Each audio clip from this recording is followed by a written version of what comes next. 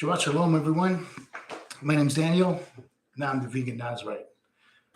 For you who are trying to tune in, I want to apologize for the delay.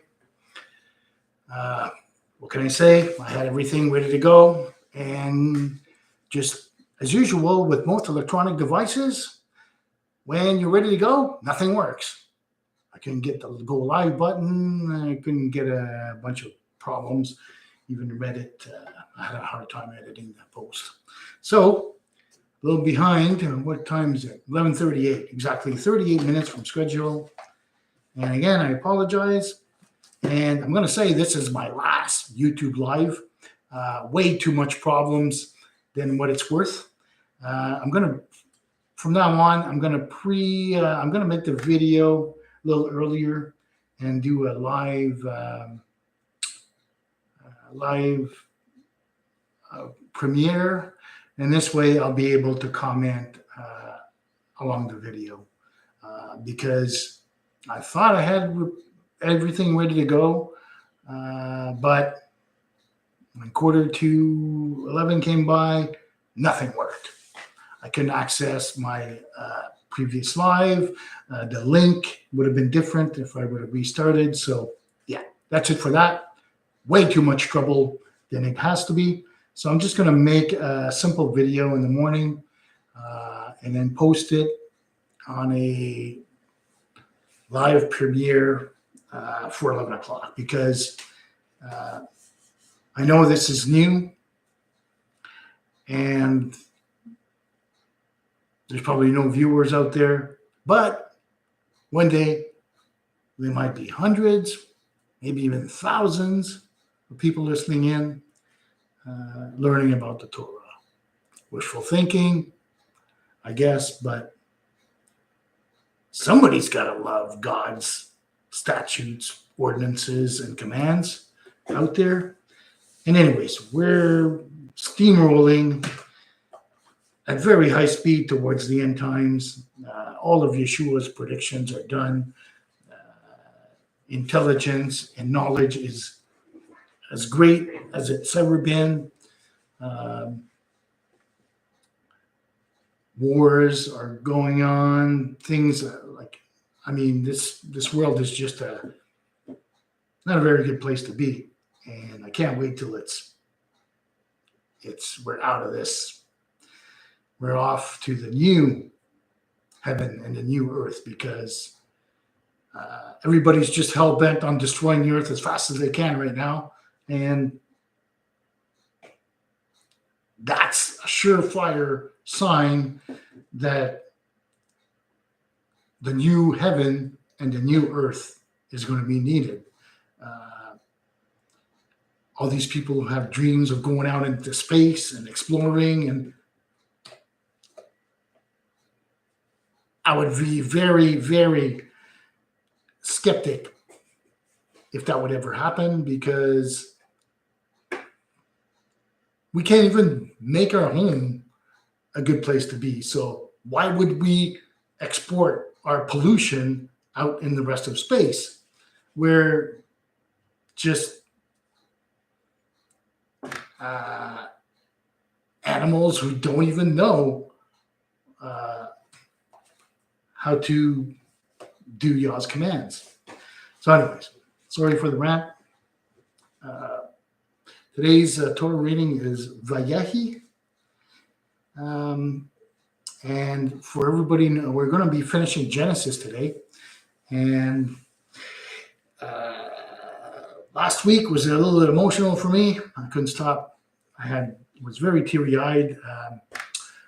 The story of Joseph at the end of Genesis is one of my favorite stories in the Bible by far. How God takes evil from Joseph's brothers who basically wanted to kill him first, and then they decided not to kill him and send him off as a slave to Egypt. Well, God had other plans for our friend Joseph, and we're going to find out the last of the story today, and we're going to be finishing Genesis. So I'm going to be reading from Genesis 47:28 to 50:26, finishing Genesis. And prophets today is going to be 1 Kings 2:1 to chapter 2, verse 12. Jacob lived 17 years in the land of Egypt, so the span of Jacob's life came to 147 years. And when the time approached for Israel to die, he summoned his son Joseph and said to him, "Do me this favor. Place your hand under my thigh as a pledge of your steadfast loyalty. Please do not bury me in Egypt. When I lie down with my fathers, take me up from Egypt and bury me in their burial place." He replied, "I will do as you have spoken." And he said, "Swear to me." And he swore to him. Then Israel bowed at the head of the bed. Sometime afterward, Joseph was told, "Your father is ill." So he took him with his two sons, Manasseh and Ephraim. When Jacob was told, "Your son Joseph has come to see you," Israel summoned his strength and sat up in bed. And Jacob said to Joseph, "El Shaddai appeared to me at Luz in the land of Canaan, and he blessed me and said to me, 'I will make you numerous and fertile, making you a community of peoples. And I will assign this land to your offspring for an everlasting possession. Now, your two sons, who were born to you in the land of Egypt, before I came to you in Egypt, shall be mine. Ephraim and Manasseh shall be mine, no less than Reuben and Simeon. But progeny born to you after them shall be yours. They shall be recorded instead, their brothers and their inheritance. Do this because when I was returning from Padan, Rachel died to my sorrow while I was journeying in the land of Canaan, when still some distance short of Ephrath. And I buried her on the road to Ephrath, now Bethlehem. Noticing Joseph's sons, Israel asked, Who are these? And Joseph said to his father, There are my sons, whom God has given me here. Bring them up to me, he said, that I might bless them. Now Israel's eyes were dim with age, and he could not see. So Joseph brought them close to him, and he kissed and embraced them. And Israel said to Joseph, I never expected to see you again, and here God has let me see your children as well. Joseph then removed them from his knees and bowed low with his face to the ground. Joseph took the two of them, Ephraim with his right hand to Israel's left, and Manasseh with his left hand to Israel's right, and brought them close to him. But Israel stretched out his hand and laid it on Ephraim's head, though he was the younger, and his left hand on Manasseh's head, thus crossing his hands, although Manasseh was the firstborn.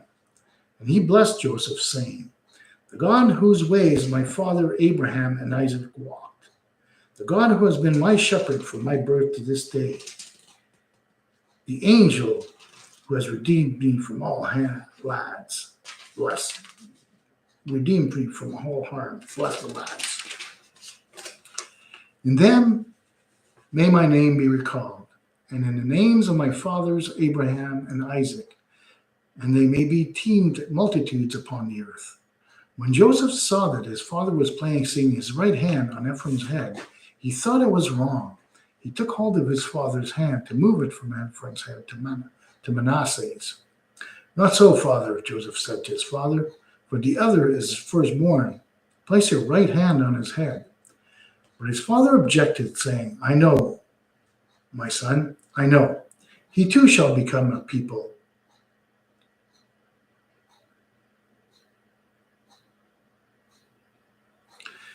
And he too shall be great. Yet his younger brother shall be greater than he, and his offspring shall be plentiful enough for nations.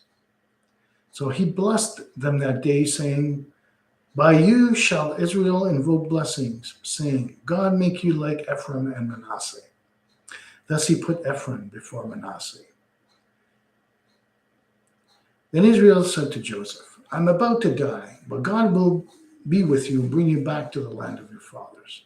And now I assign you one portion more than your brothers.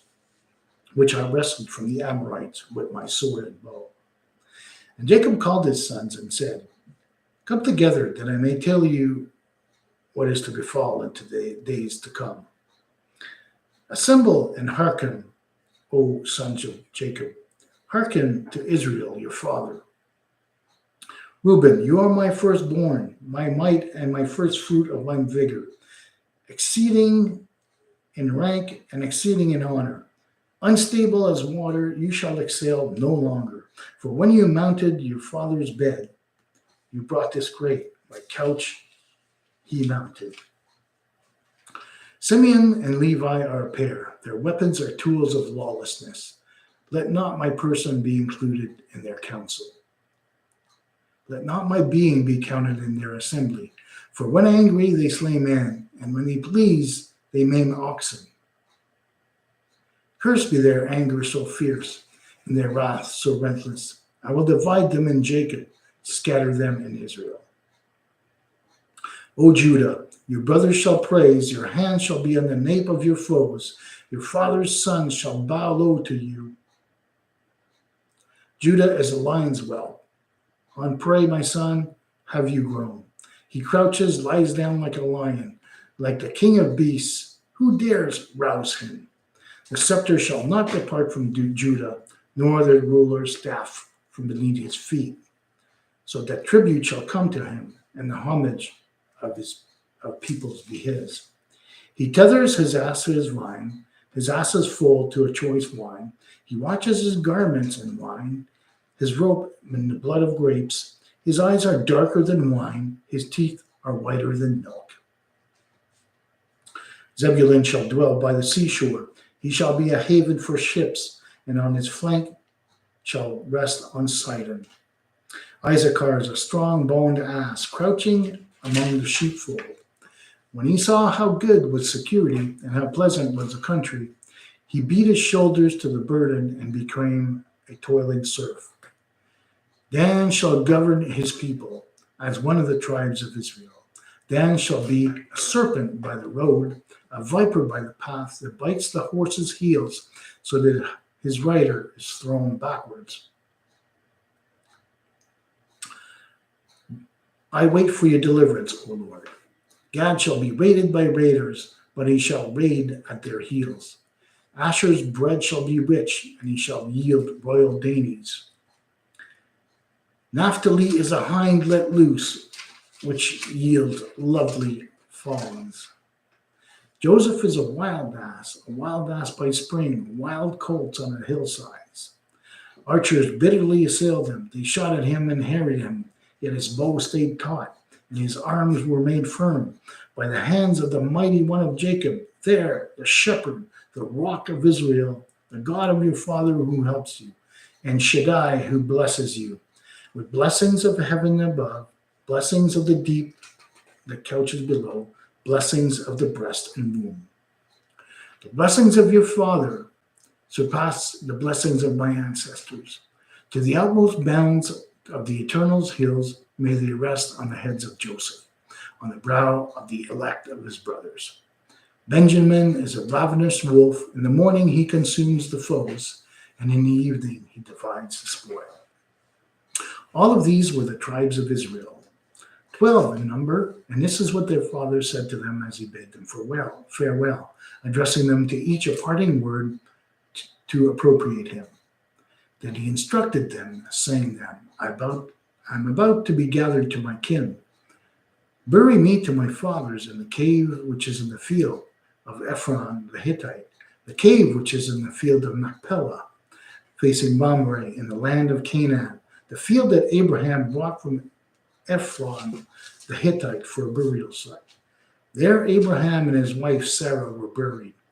There Isaac and his wife Rebekah buried, and there I buried Leah. The fields and the cave in it brought from the Hittites.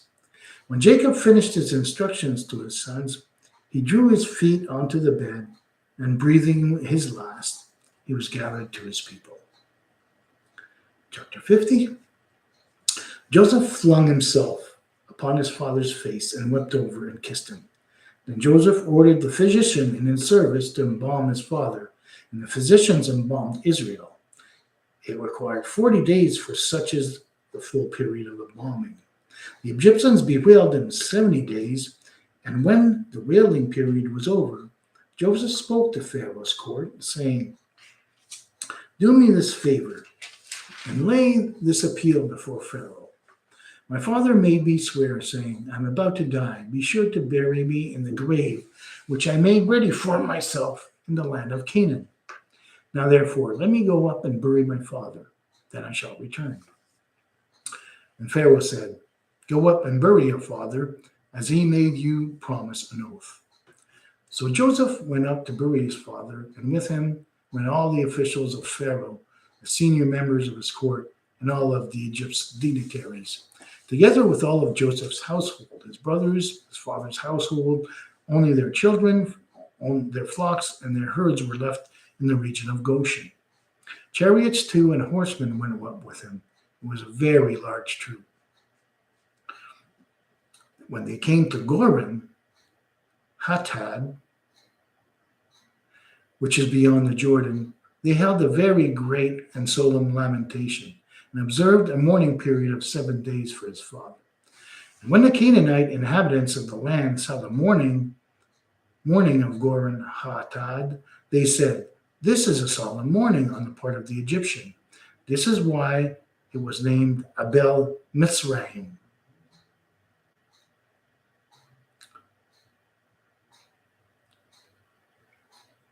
Which is beyond the Jordan. Thus his sons did for him as he instructed them. His sons carried him to the land of Canaan and buried him in the cave of the field of Machpelah, the field near Mamre, which Abraham had bought for a burial site from Ephron the Hittite. After burying his father, Joseph returned to Egypt, and his brothers and all who had gone up with him to bury his father. When Joseph's brothers saw that their father was dead, they said, "What if Joseph still bears a grudge against us and pays us back for all the wrong that we did him?" So they sent this message to Joseph. "Before his death, your father left the instruction. So shall you say to Joseph, 'Forgive, I urge you, the offense and guilt of your brothers who treated you so harshly. Therefore, please forgive the offense of the servants of the God of your father.'" And Joseph was in tears as they spoke to him.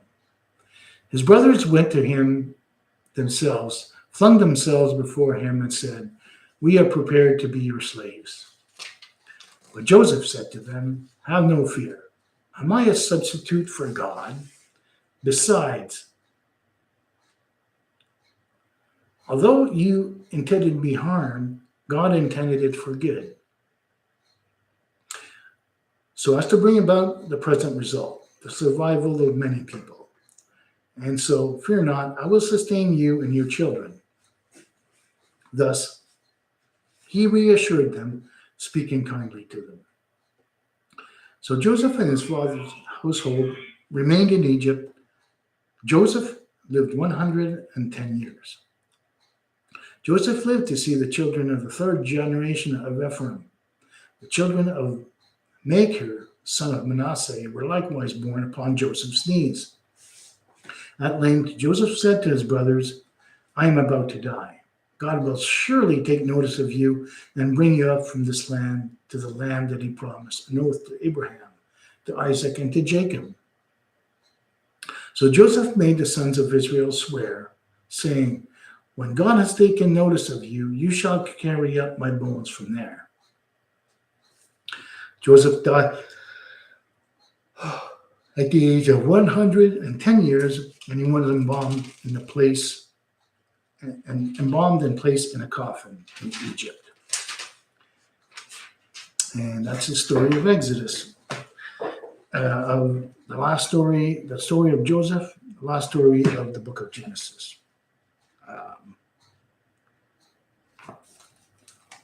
That's truly my favorite story in the Bible, how God intervenes and creates whatever he can to save his people.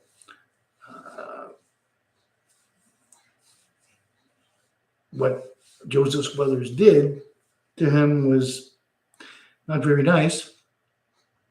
But in the end, Joseph says that whatever happened was for good, and that's how the 12 tribes of Israel came about. Now let's move on to the prophets. 1 Kings 2:1.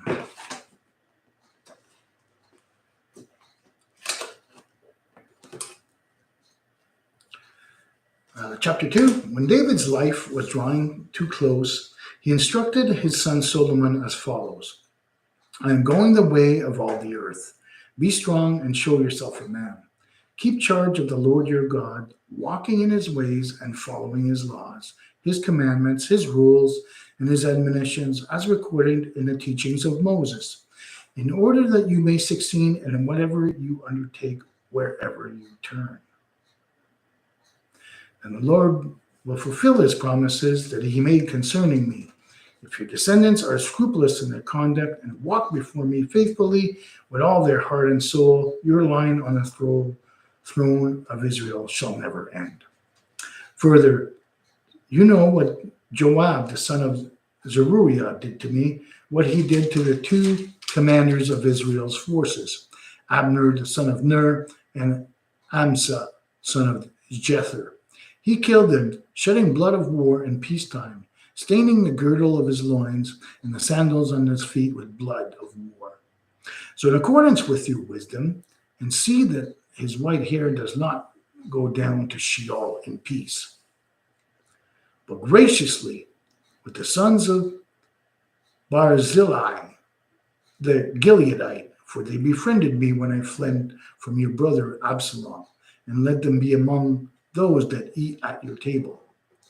You must also deal with Shimei, son of Gera, the Benjaminite from Bethlehem.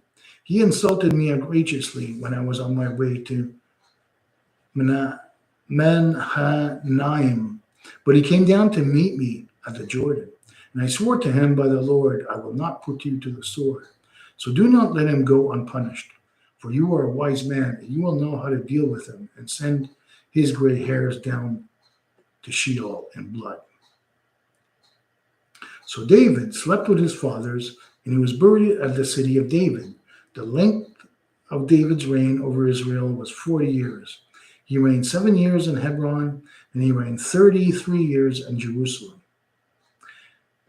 And Solomon sat upon the throne of his father David, and his rule was firmly established. And that was a reading of the prophets. Again, I want to apologize for the late start today. I'm going to have to, the reason, I know these aren't very good readings so far. I'm still fine-tuning, so to speak, and trying to find a format that works good for both you and I, me as a reader, and also as the person who is receiving the Torah. But whatever happened today didn't work for me at all. All right, so I'm going to wish everyone a good Shabbat Shalom. It's a nice sunny day here, and I hope you enjoy the day. Have a good Shabbat, and may the Lord be with you always. Amen.